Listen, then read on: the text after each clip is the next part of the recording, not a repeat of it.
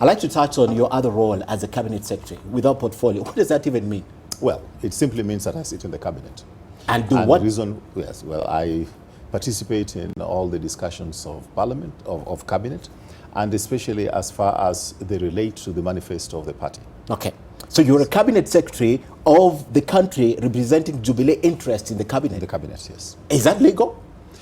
Yes, because the president is empowered to invite anybody to sit in the cabinet who he feels will contribute to the good of that cabinet. Okay. And that is allowed. That is allowed? Yeah, that's allowed in the Constitution.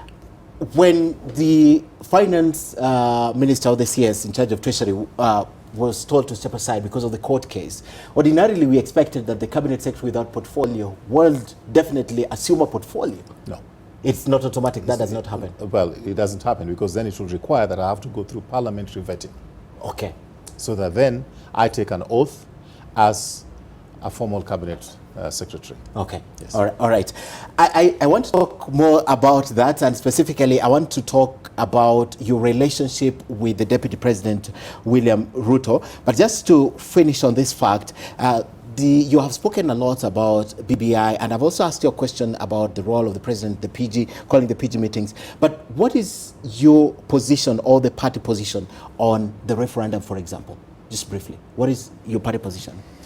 Well, there is the Building of Bridges initiative. Yes. With members having gone around the country, all the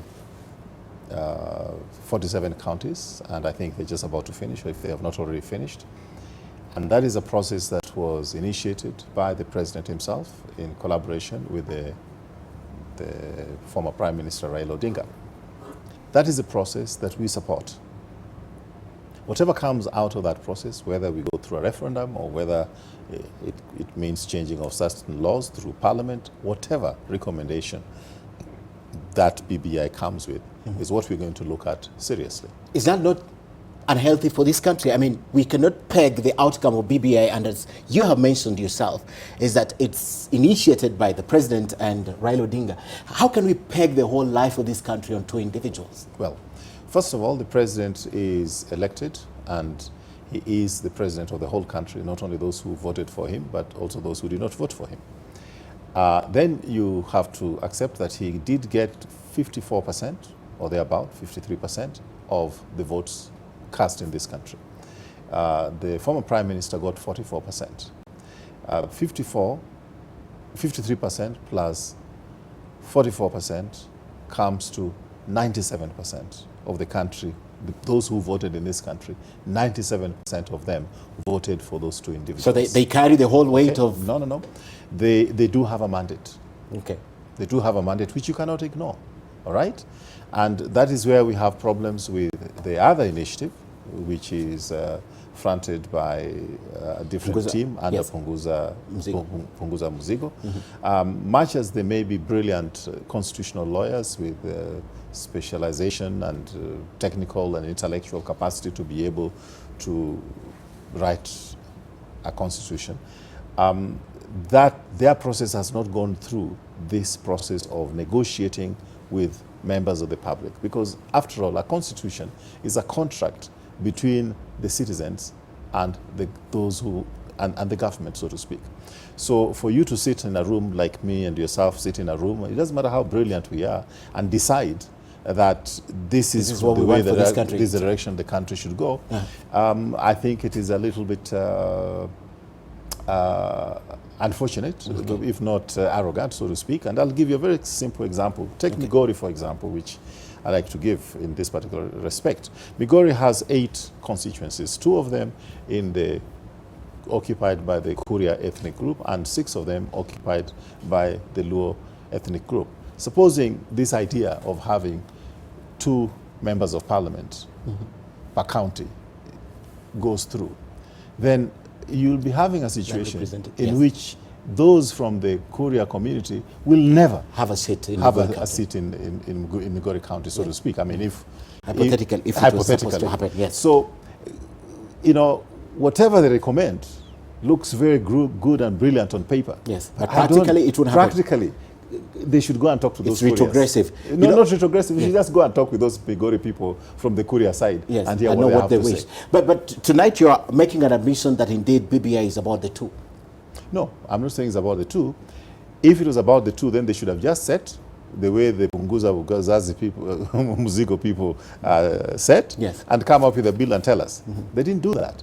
They have actually come up with a team that has gone throughout the whole country and went into open sessions and asked Wananchi to bring memorandum, asked Wananchi to bring us their suggestions. Okay. It was an open process in which people knew where to go. What if at the end of it, this outcome, the report that is supposed to be released, sometimes probably next month, hopefully, reflects the views of the two? Because there has been sentiments and have been sentiments here and there about what we might expect from BBI. You know, what if it reflects that? What if it reflects the mind of the two? That's hypothetical, and you as a journalist now would not answer that. But what if it happens? What if it happens? No. I mean, that is hypothetical. Yes. First of all, what are their views? Do you know?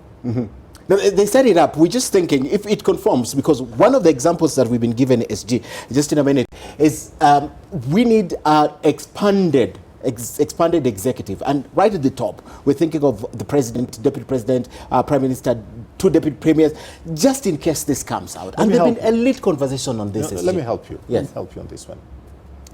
One of the biggest challenges we have in this country, if not the biggest challenge, is the fear of most, if not all, communities of this country, the fear of exclusion. In fact, if there's any reason why we even have violence during the electoral process, is this fear that if we don't win this election, if our tribesman does not get into government, what is going to happen to us? Okay. Will we get government contracts? Will we get government jobs? Will we be able to get into board positions in parastatals? Will we be able to get jobs in parastatals? Will we be able to get tenders in parastatals? That is the extreme fear of all communities in Kenya. Okay. That is what we have to respond to. Indeed, this country in 2017, people were even entertaining the possibility of secession. That is what we should be addressing.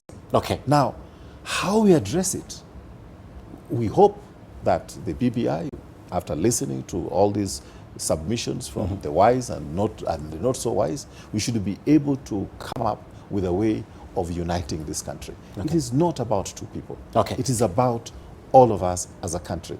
We have had a situation which, and with due credit to this president, I mean, you know, the minister in charge of internal security is from Nyanza, the minister in charge of defense is from Nyanza.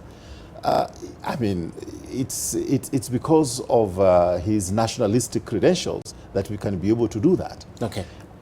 But we've had situations in this country where a minister comes from a certain community, then a parastatal, which is under that minister, is populated by people from the same community. All the tenders and contracts go to that community, and we want to walk away from that.